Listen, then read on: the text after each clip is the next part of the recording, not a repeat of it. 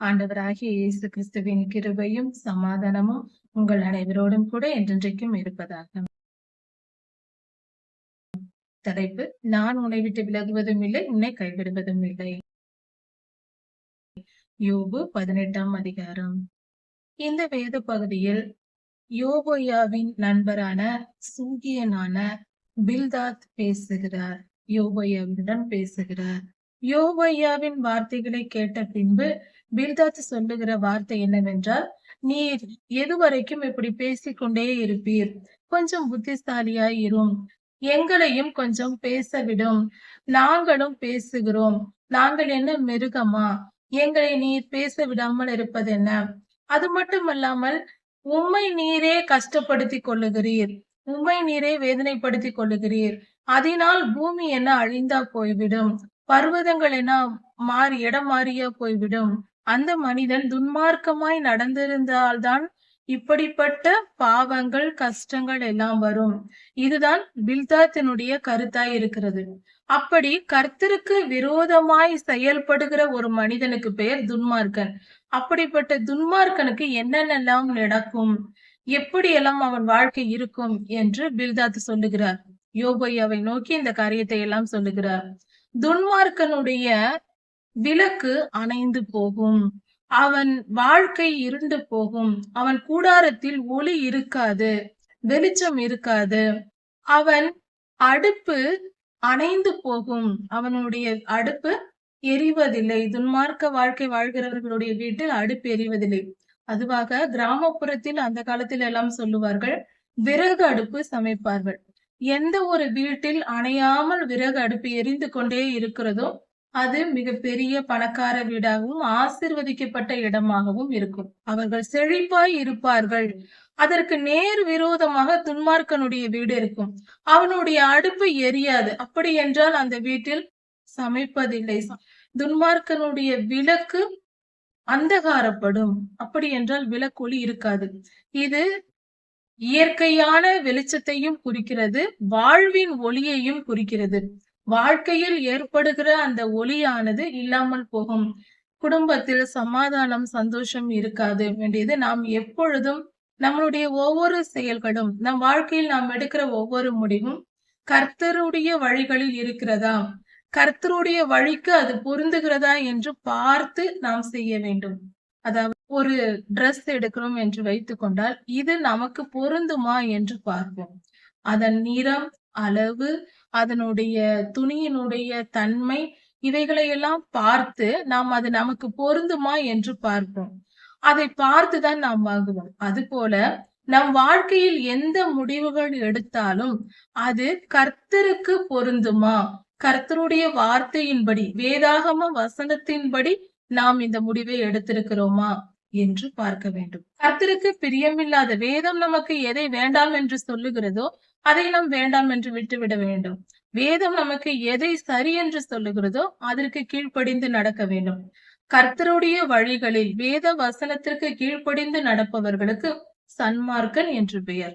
கர்த்தருடைய வார்த்தைகளுக்கு விரோதமாய் செயல்படுகிறவர்களுக்கு துன்மார்க்கன் என்று பெயர். அப்படிப்பட்ட துன்மார்க்கருக்கு தான் இப்படிப்பட்ட சூழ்நிலைகள் நடக்கும் என்று நமக்கு வேதம் சொல்லுகிறது. அவர்கள் வீட்டில் ஒளி இருக்காது, அவர்கள் வாழ்க்கையில் ஒளி இருக்காது, அவர்களிடத்தில் செழிப்பு இருக்காது, அந்த குடும்பத்தில் பற்றாக்குறை, பஞ்சம், எவ்வளவுதான் சம்பாதித்தாலும் சாப்பிட உணவு இருக்காது. இப்படிப்பட்ட நிலை ஏற்படும் என்று பொருளாகிறது. அவன் பெலனாய் நடந்த நடைகள் அதை நின்று போகும் என்று சொல்லப்படுகிறது.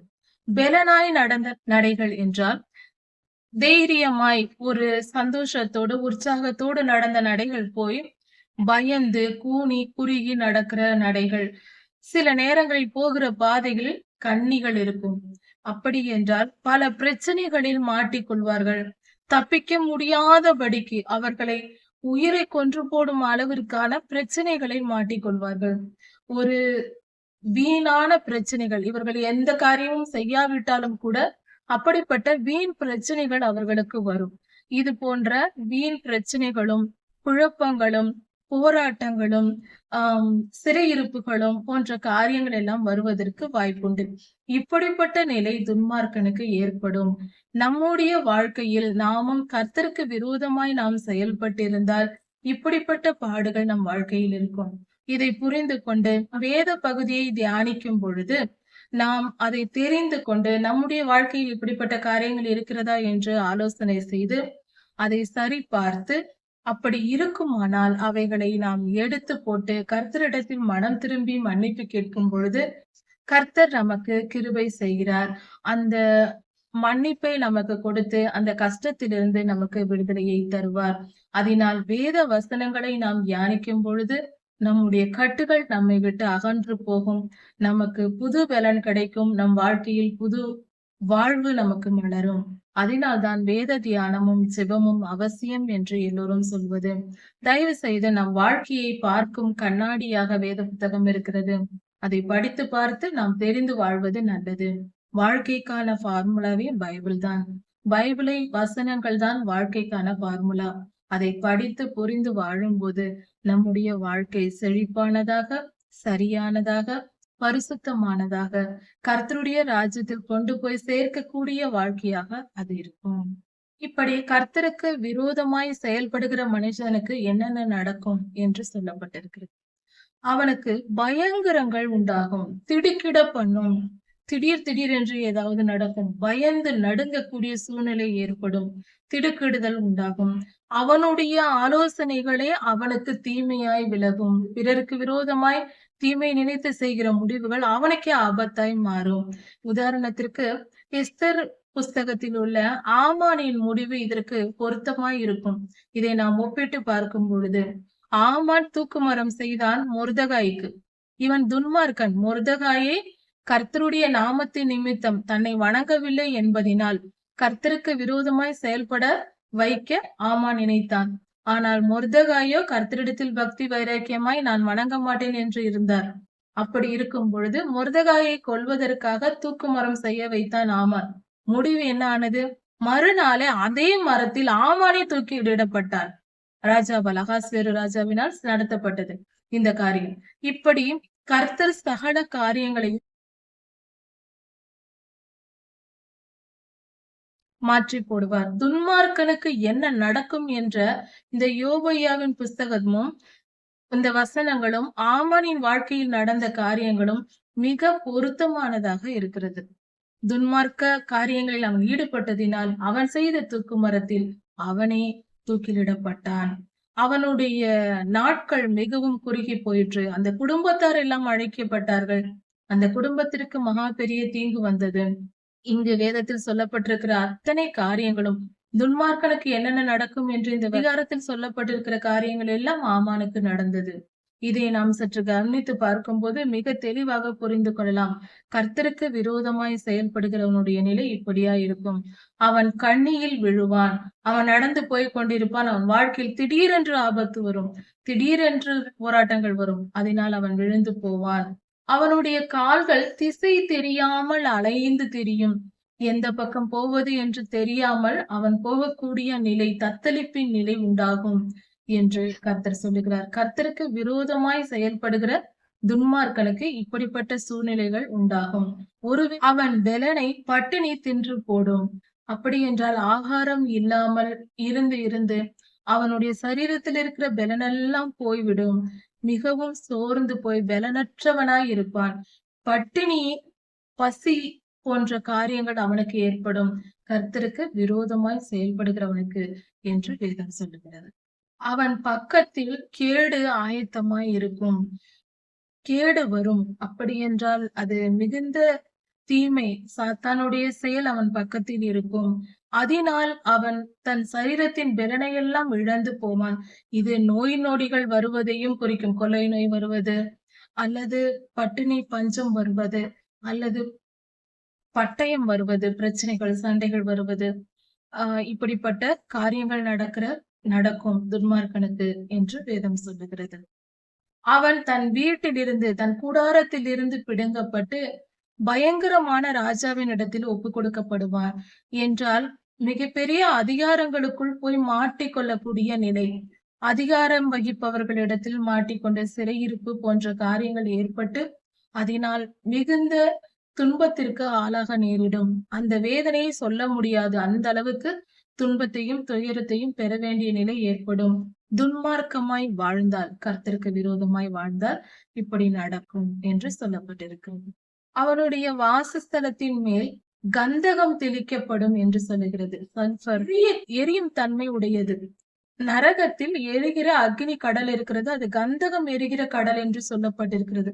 அப்படி என்றால் நரக வேதனை நமக்கு வரும் என்ற ஒரு பொருளையும் இதில் எடுத்துக்கொள்ளலாம். நரகத்தில் படுகிற துன்பத்தை போல நம்முடைய வீட்டிலேயே அப்படிப்பட்ட துன்பம் ஏற்படும். இந்த கந்தகம் அதை விஞ்ஞான பூர்வமாக சொல்வார்கள். ஆஹ் அந்த காற்று, நமக்கு சுத்தமான காற்று இல்லாததினால் நமக்கு இப்படிப்பட்ட வியாதி வந்திருக்கிறது என்று சொல்வார்கள். ஏனென்றால் காற்றில் அந்த கந்தகத்தன்மை அதிகரித்திருக்கிறது என்று விஞ்ஞான பூர்வமாக என்று சொல்வார்கள். அதையேதான் வேதத்தில் அங்கு சொல்லப்பட்டிருக்கிறது. அப்படி என்றால் சுத்தமான காற்று இல்லாததினால் ஒரு ஃபேக்டரிஸ் பக்கத்திலேயோ அல்லது அதிக புகை தரும் இடங்களில் இருக்கிறவர்களுக்கு இப்படிப்பட்ட தீமைகள் நிகழும். அதனால் ஏற்படுகிற பாதிப்பினால் நமக்கு துன்பம் நேரிடும். இன்று இது விஞ்ஞான பூர்வமாக நிரூபிக்கப்பட்ட உண்மையாயிருக்கிறது. கர்த்தரே இந்த தண்டனைகளை கொடுப்பார். ஏனென்றால் ஒரு மனிதன் துன்மார்க்கமாய் வாழ்வதினால்.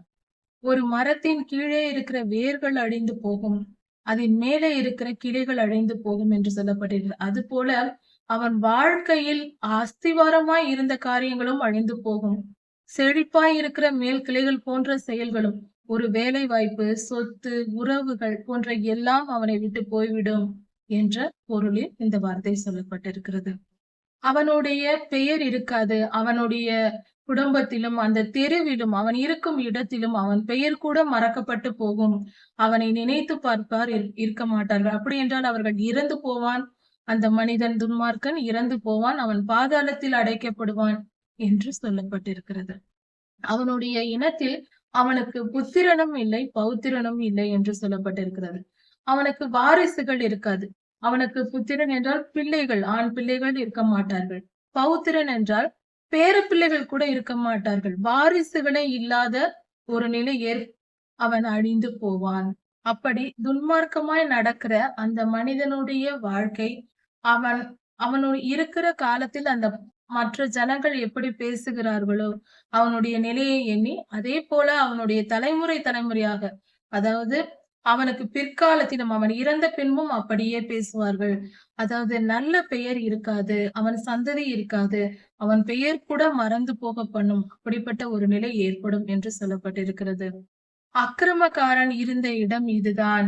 தேவனுக்கு விரோதமாய் செயல்பட்டவன், அவனுடைய நிலை இப்படி ஆயிற்று பாருங்கள் என்று பலர் பேசும்படியாக அவனுடைய வாழ்க்கை அழிந்து போகும். பலருக்கு தவறான ஒரு உதாரணமாக பலர் பேசும்படியாக அவனுடைய வாழ்நாள் அர்த்தமற்றதாக, தவறானதாக இருக்கும் என்று சொல்லப்பட்டிருக்கிறது. இப்படியாக பில்தாத், சூகியனான பில்தாத் யோபையாவை குறித்து சொல்லுகிறார். இந்த சம்பவங்கள் எல்லாமே துன்மார்க்கனுக்கு நடக்கும் என்று பில்தாத் சொல்லுகிறார். ஆனால் இந்த சம்பவங்கள் எல்லாமே சன்மார்க்கனான, நீதிமானான யோபையாவுக்கு நடந்தது. இவர் ஒரு குற்றமும் செய்யாதிருக்கும் போதே இத்தனை காரியங்களும் நடந்தது. இதுதான் யோபையாவுக்கு மனவேதனை. இந்த நேரத்தில் இவருக்கோ, அதாவது பில்தாத்துக்கோ, நீர் இப்படி செய்திருக்கிறீர், அதனால் தான் இப்படி வந்தது என்று இவர்கள் சொல்லுகிறார்கள். இதில் கர்த்தர் தான் நடுவில் நின்று பதில் தர வேண்டும். அவர் கடைசியில் கொடுப்பார். ஆனால் பில்தாத் சொன்ன வார்த்தைகள் ஒன்றும் தவறில்லை. இது துன்மார்க்கனுக்கு நடக்கக்கூடிய காரியங்கள் தான். இதுதான் கர்த்தருடைய நீதி நியாயமா இருக்கிறது. பில்தாத்தினுடைய வார்த்தைகள் மிக மிக நீதியான செயல்களா இருக்கிறது. அது யோபையாவுக்கு பொருந்தாது என்பது மட்டுமே உண்மை. இதிலிருந்து நாம் தெரிந்து கொள்ள வேண்டியது, எந்த மனிதனையும் நாம் மனிதர் பார்க்கிற பிரகாரமாக நாம் பார்க்க கூடாது. இப்படிதான் இந்த மனிதன் என்று நாம் நியாயத்திற்க கூடாது. கர்த்தரே சகல காரியங்களையும் அறிந்தவர். கர்த்தரே இருதயத்தை ஆராய்ந்து அறிகிறவர். அதனால் நாம் யாரையும் எந்த நேரத்திலும் குற்றவாளி என்றோ, துன்மார்க்கன் என்றோ, அநீதிமான் என்றோ, சன்மார்க்கன் என்றோ நியாயம் தீர்க்க கூடாது. கர்த்தரே அதை அறிவார். கர்த்தர் சொன்னால் நாம் அதை நம்பலாம்.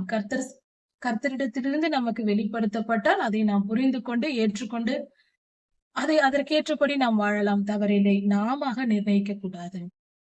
கர்த்தருக்கு பிரியமான வழிகளில் நடக்கும் பொழுது அது நமக்கு ஆசீர்வாதமாக. இதன் தொடர்ச்சி அடுத்த செய்தியில் பார்க்கலாம். கர்த்தர் உங்களை ஆசீர்வதிப்பாராக.